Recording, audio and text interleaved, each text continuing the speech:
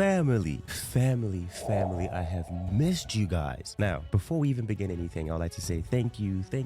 We are over 1,000 subscribers strong. I couldn't have done this without you guys. I love you guys, and I'm here to just give information that to help us Africans support each other and help Africa move on, progress. The new Africa begins, a United States of Africa. Okay? Now, to the new family, thank you for joining us. I see you're from South Africa, Ghana, the USA, Canada, Ethiopia, Cameroon, Namibia, everybody. Thank you so much. But today, right, something has changed. And we know that Africa has been denied, disrespected, and delayed at embassies, even rejected without cause, right? But now, a small Southern African nation has done what the rest has not been able to do. Namibia just told the West, right? Don't ever expect to walk freely through ours. So guess what? Starting April 1st, Americans will no longer enjoy visa-free travel to Namibia. No more VIP passes, no more special treatment. And guess what? This is just the beginning. Namibia just announced that citizens from 31 countries, including the United States, will no longer require a visa to enter, right? You want to visit Etosa National Park, right? You want to see our deserts, our oceans, our people? You want to experience the culture? Well, now you have to apply, you have to pay and wait, just like we've had to do this whole time. Now, this change hits April 1st, but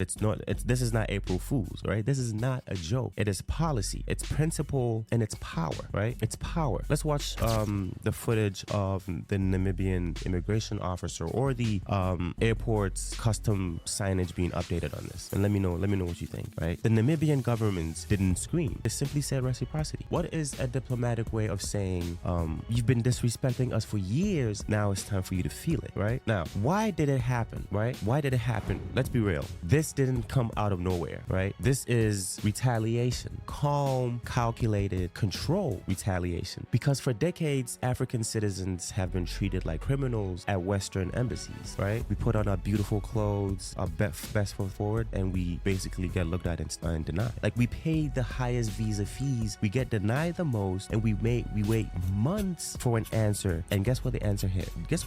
You've been waiting for so long just to hear, sorry. Young Namibians have been applying to the United States, have been applying for United States visas only to be told no again and again and again. Now, while American tourists roll into windbag with flip-flops, sunglasses, and zero questions asked, we're tired of the double standard, okay? We're tired of being told we are a security risk while Western tourists get to chase lions in our own backyards. We can't even do that in your country, right? Now, what is the world saying? What is the world saying about all of this, right? And they are panicking now. They're panicking now. Travel forums screaming. Tour operators, they're nervous. Some Americans are already tweeting, right? Why would Namibia do this? We love Namibia. Everybody's confused. We love Namibia. We love Namibia. Oh, now you love us, right? Now you love us. Where was that love when our graduates were denied visas to enter or attend conferences in your own country? Now, one travel influencer, right, wrote that they basically said this could hurt Namibia's tourism brand. What do you guys think? If you want my opinion, well, let me tell you something. Namibia is not a safari brand. Namibia is a sovereign state, right? This course of action isn't a tantrum. This is a lesson. And when you go on African Twitter or African X, it is on fire, right? Someone saying Namibia said, try applying first. And then, right, Namibia's like, yeah, try applying first. Visa-free travel isn't a right. It is respect, and it must go both ways, right? It has to go both ways. Even inside Namibia, some of them are worried. Now, they're like, what if tourism drops, they ask. But Namibia responded with confidence, right? They said, respect will not be sacrificed for revenue. That is a powerful line, and that is leadership. That is leadership. So let's break this down like grown folks, okay? Visas are not paperwork. Visas are politics, right? They're tools of soft power, and they tell you who's welcome and who's not. Now, when Americans slap visa bans on African nations, what do they call that? Policy. When France limits mobility, what do you think they call that? They call that a security concern, right? When Namibia does the same thing, now it's aggressive. Now it's risky. Look, double standards must die, okay? For far too long, African countries have bent over backwards to keep relations friendly,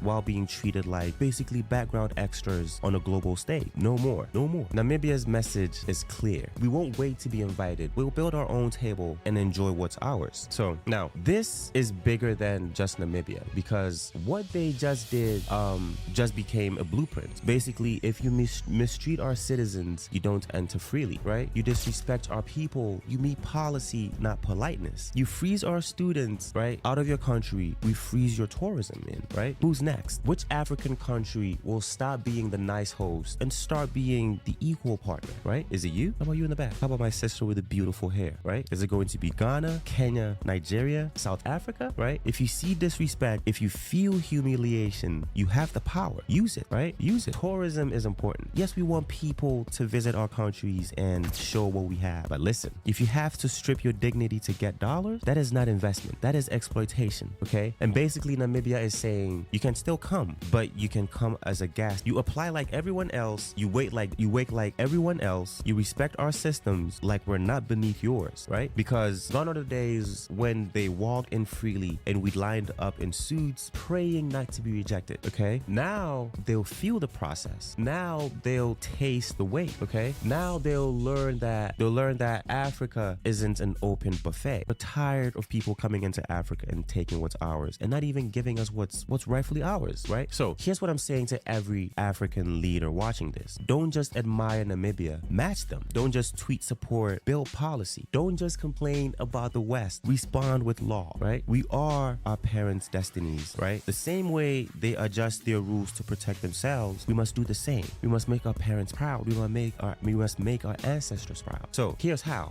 we can do this. One, we build reciprocity-based visa policies. So if they don't let us in visa-free, then they don't get to enter visa-free either, right? Two, there should be Pan-African mobility, right? We should open our borders to each other first. Ghana did and Algeria just did that. Now let's expand that, right? The third is we need to track how our people are treated abroad and respond accordingly, right? We have to become our own watchdog, right? Also, public naming and shaming of embassies. If you know about embassies that discriminate, post those rejection stats. Let our brothers and sisters know, right? Africa doesn't need revenge. We need reciprocity. And guess what? Namibia just gave us the first blow. Delivered with grace, not with aggression, right? This is a step we have to follow. So what do we learn? What do we learn from all of this, right? I learned that even a small nation with just over 2 million people can stand up to a global giant. That dignity doesn't depend on GDP. Africa's power isn't in weapons. It is in waking up. Namibia didn't yell, right? They didn't threaten. They simply said, you treated us like second-class people. Now we treat you like ordinary visitors. That was not revenge. And that, ladies and gentlemen, brothers and sisters, my beautiful cousins watching these videos, that is how nations are built. That is how nations are built. So let me ask you, should we keep begging for visas or should we start setting terms of our own? Drop your thoughts in the comments down below. I appreciate you guys, right? You guys could have been anywhere in the world, but you guys are here. I appreciate that. So guess what I want you guys to do? I want you to tag a leader, tag a foreign minister, tag someone who still thinks we're not ready, right? Because ready or not, Africa is rising.